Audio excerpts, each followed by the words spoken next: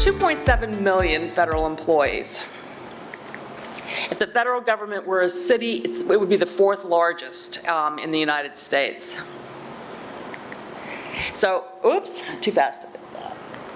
So, how is it that we don't have enough people to get the job done? And that's because we're still navigating with paper maps called org charts.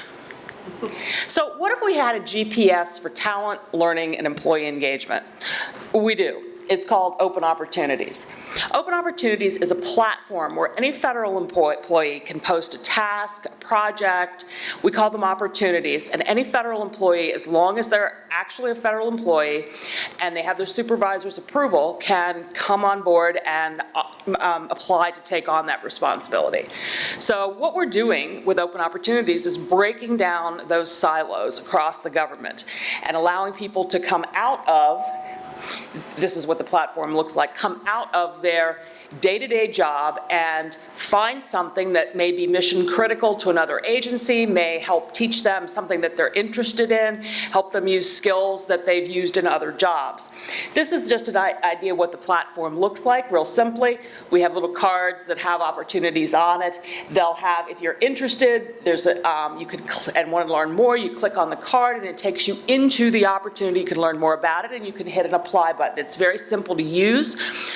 We started this back multiple years ago and looked at a number of crowdsourcing sites that were out there to get ideas. We looked at spark.com. I don't know how many of you are familiar with that. We looked at the Virtual Student Federal Service, which was the Virtual Student Foreign Service, which allowed college students from all over the country to apply for opportunities with the overseas embassies. So they were crowdsourcing ideas. And we looked at the Citizen Archivist, which is, I don't know how many of you are familiar with that. It's part of NARA and the National Archives and Records Administration, which allows the public to come in and work on different projects. People love history, so they come in and they work on translations and updating of information, and it's quite an active site. So that gave us some of our ideas. So Open Opportunities basically has 4 areas of impact. We help agencies gain interagency insights by having people work together across agency. They learn a lot from each other. They save time. They save money. They stop reinventing the wheel. We also promote collaboration, which really doesn't happen a whole lot either.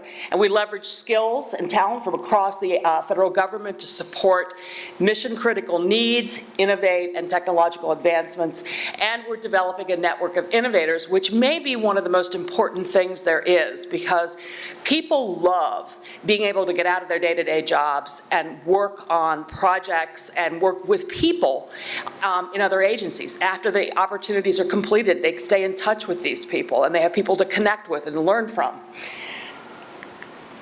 One of the other really great things is most of Open Opportunities are virtual.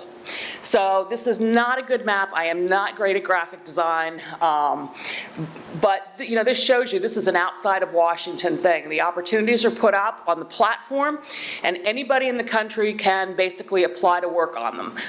There are a few that are in person, but you can see from this a large majority are outside of DC. So this is, I'd like to show this. It's a great opportunity that was put up. So someone in the room that's actually still working on this crowdsourcing and citizen science toolkit.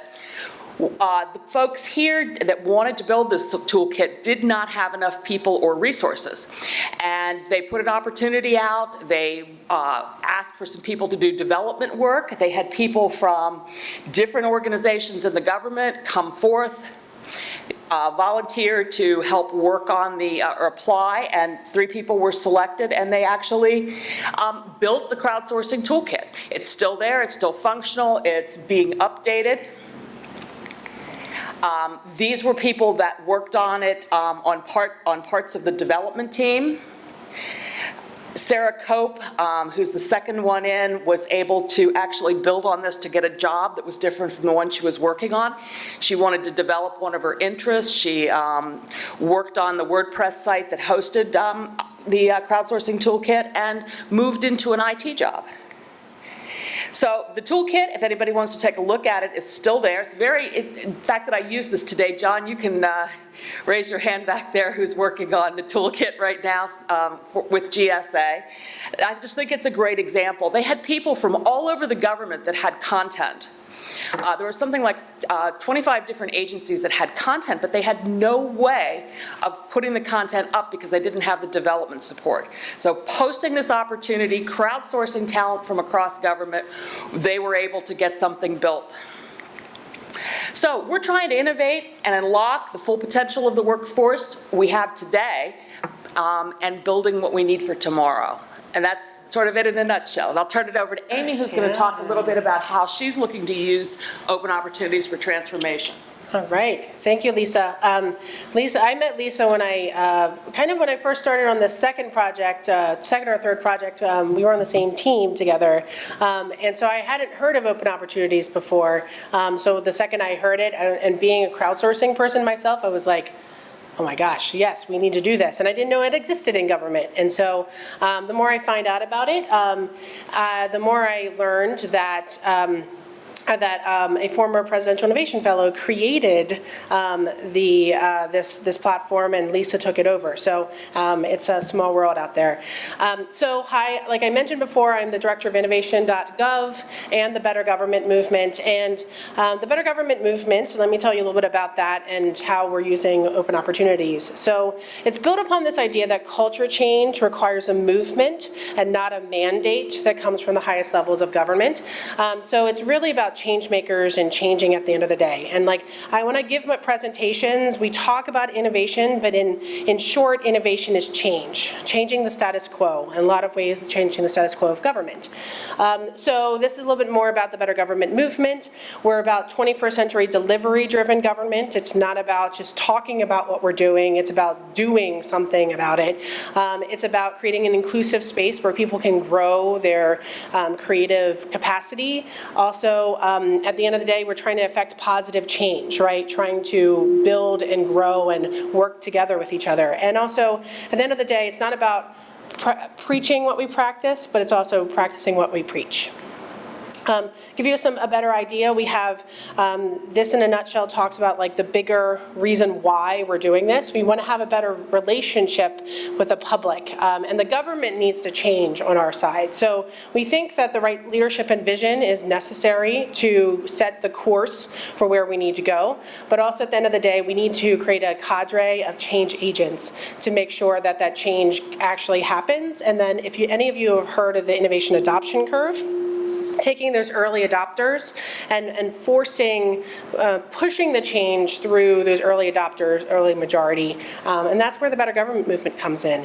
It is a place where over the past year, we've convened about 2,000 people and have had almost 200 active members come through open opportunities in a lot of ways to work with us and to do things with us. So here's a sneak peek at innovation.gov that's going to be launching later this year. We're actually in beta right now, but we actually have, through open opportunities and other work that we've done, we actually have have three personas of innovators. We have the curious, people who haven't practiced this but want to. We have the dabbler, people who are, going into it, and that's where a lot of open opportunities is popping into. And then we have the professional. So somebody who does this every day, and pretty much can do this in their sleep. And so we want to try to integrate these different people. A little bit more about our toolkit.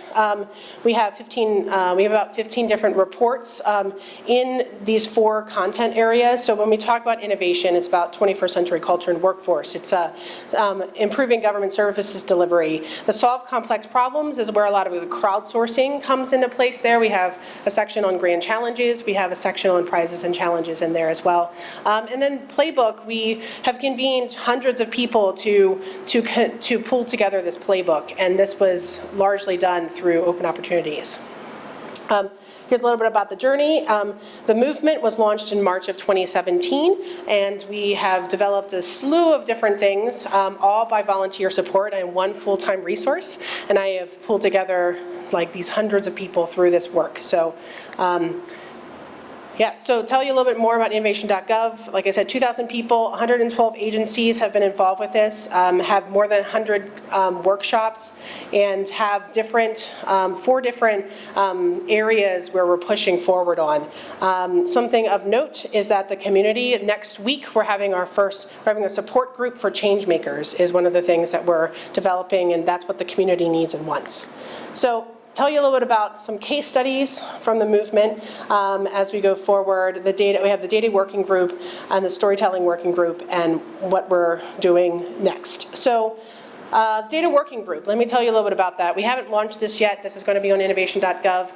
It's a database. We had about 350 different ideas of where innovation is happening in government, but from many different databases. So what I ask people to do is through open opportunities, is to prepare, visualize, and code, take this data set that is in Google Slides and actually show it and make it more user-friendly for people to add to it, to see it, and to kind of see where innovation's happening in government. So we had 7 people apply. We had people, data science people, project managers, developers, like people I had never even met before just came out of the woodwork and said, hey, I want to do this. I'll spend some of my time on that. And I think that's amazing. Storytelling working group, similar thing. This is something we're working towards, is having innovation.gov tell stories of innovators so that people can see themselves in the innovation as we move forward. So here's our how might we question, trying to help other people inspire others to act in other ways. So we have 15 people applied, 12 were selected, and we're continuously trying to collect those and create a story bank. We've also created a storytelling strategy, designing the blog, and then a social media strategy. Tell you a little bit about the IT Modernization Centers of Excellence. This is my current role is at USDA. They actually these are the 6 different centers of excellence that we have, and what I'm trying to do within this center of excellence is to, as we go into, so it's kind of a movement away, with taking all the lessons learned that we've had in innovation.gov and really applying it in a deep way. So trying to maximize the understanding, willingness, and ability of people to move from where we are right now to the future state. So I see this as an extension of all the work that we've been doing in the Better Government movement, is taking those lessons learned and actually applying it in areas that really need it. So here's some of the things we actually created. I was actually told I can hire a staff of people, like, yay, right? Because like I went from having all these volunteers and now I can have a staff. And so the first thing I thought of when I needed to hire people was I can only hire people pretty much throughout government, and I was like, who are the people I need, right? And actually, you had Bernetta Reese on that list. She was one of the people who applied and probably will be joining my team, actually, as we go forward. So like lots of like opportunities. We had put this out for a week, 22 people applied, and we'll probably have about 6 or 8 of those people come onto our team. So that's really exciting, and it's like the details are non-reimbursable and reimbursable. So anyway, so that's a little bit of the things here. Just a couple lessons learned I had in the process is try to consider our applicants' motivations, intrinsic versus extrinsic motivations. I wrote it like a job description because people are joining my team. Like, what are the roles and responsibilities that they're going to be doing? In a lot of ways, creating smaller chunks of work better. And then a lot of people may really want you to estimate the amount of time it's going to take and be realistic in that time frame, because a lot of open opportunities, the ones I've done, I was like, man, it's taking so much longer than I thought it was, because I'm a professional innovator. I need to train people up. And then treat team members like your own team, humanize them. That's something that's really important, having empathy for these people. They are already overworked, and they're giving even more of their time because they really, really are loving the mission of what you're doing. So that's kind of like the lesson learned that I had through the process. So that's all I got to say, but I want you all to be the change you wish to see in the government world. And even if you aren't in government, please join us. So thank you. Yeah. Questions, questions. I don't know if we have time for questions, but we can grab later. Oh. Okay, we got 5 or 10 minutes. Let's talk. Yeah. Sure. Come on over. I work with a lot of early innovators. And Yeah. what's the biggest challenge you have with that? Because just from feedback I've gotten from others, government's kind of the last thing that people think about when it comes to like, oh, I'm going to go ahead and I'm going to be agile, I'm going to do these interesting things. How have you kind of gotten over that bias? And what's the biggest challenge as far as attracting people who want to innovate usually faster than traditional government goes? Does that make sense? Yeah, yeah. I think the biggest thing, which is really, it's fascinating to hear this, but it's very true. Somebody just told me yesterday, there was like, well, how do I get permission to innovate, right? And I think there is a pervasive culture where people have to ask for permission, right? And so in innovation, it's about doing it and then asking for forgiveness later, getting your hands slapped, right? And in many ways, I think a lot of people are reticent to do something unless their manager says they can. So what I recommend to people, to that person who said that, was like, just start doing it, right? And saying you're doing this and go down this path, and then see, and you can even do it in silent, right? In easier ways to do it. But I think it's working with different people in the community to kind of help come to solutions, and that's why we created the support group. It's not just about crying on each other's shoulders and talking and venting, right? It's about coming to solutions, to pushing it forward. And one thing we launched this year was the Better Government Boot Camp. Over 15 weeks, we're turning government employees into entrepreneurs or intrapreneurs. And we've done a proof of concept with 40 different people from across government, and it went really well. So that's what we're trying to build out. So Just as a quick addition to that, I agree with Amy totally. I mean, start really small, don't ask for permission, just do it. And I found that that's how we started. But as we grew, in order to get to scale, then you also need the top-down support, because there are a lot of people in government that want to innovate, and they will jump in and they will do it. But to break then beyond the usual suspects, the people that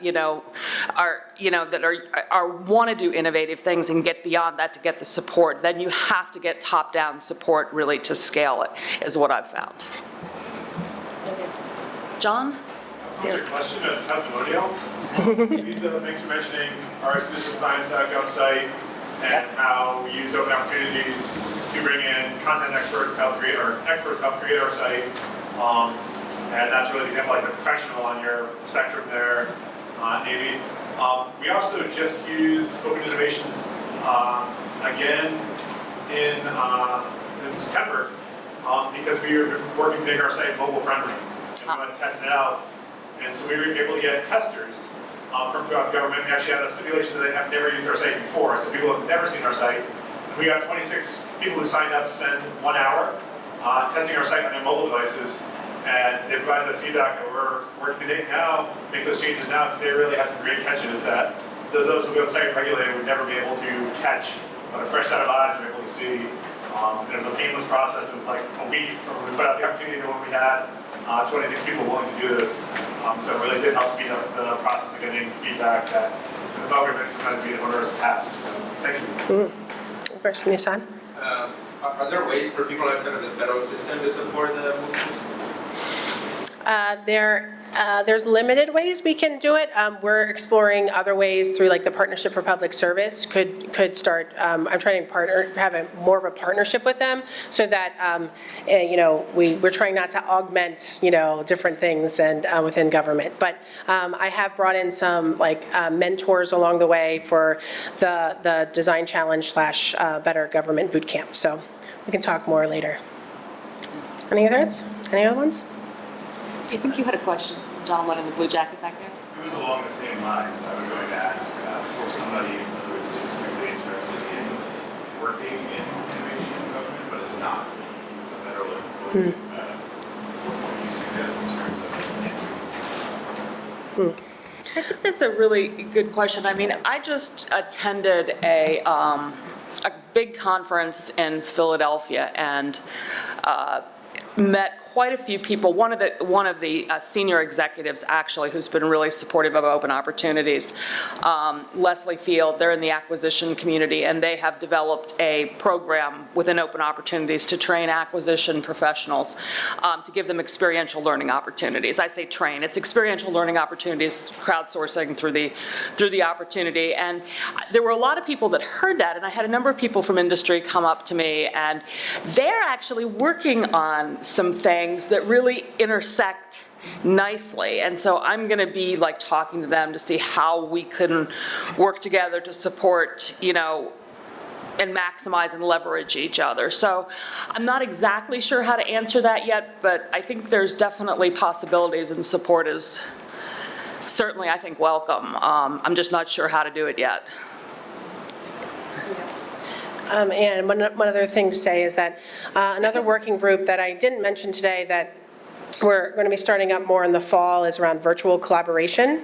And what we're finding is that it takes a lot of time to bring people together in person, but having that virtual space where people can collaborate is an opportunity for people outside of government to work with people in government to solve the problems that they're seeing. So we're looking at that and talk to Lisa all the time about how can we like do new things, right? So One of the things we're both trying to do is to come together, and there are all these pockets of things going on in government too, and how can we bring them together and leverage them? And I think this administration has opened the door in a way to allow some of these things to happen, to break down some of these barriers. And, you know, they've got a reskilling group, and I'm involved with the reskilling group. How do we start to reskill and upskill people? And can we use open opportunities and trying to pull these together so that we're not these disparate little programs that are operating on their own. But that's a big future, I think, thing that we're going to be working on. I thought I'd also mention the LEAD opportunity program that's now hosted through the census is another opportunity for private sector to engage. Okay. Because they kind of treat government more as like a subject matter expert. I mean, really play different hats, but I think that's one other opportunity project. Yeah. Okay. Top, and then they have top in the box, so like basically sprints, but the idea is having private sector come and provide solutions to problems or challenges or ideas that are, you know, in the right areas. We have a lot of existing work, we just look at the opportunity program and census. Yep. Yeah, great. Thank you. All right, thank you guys. Thanks.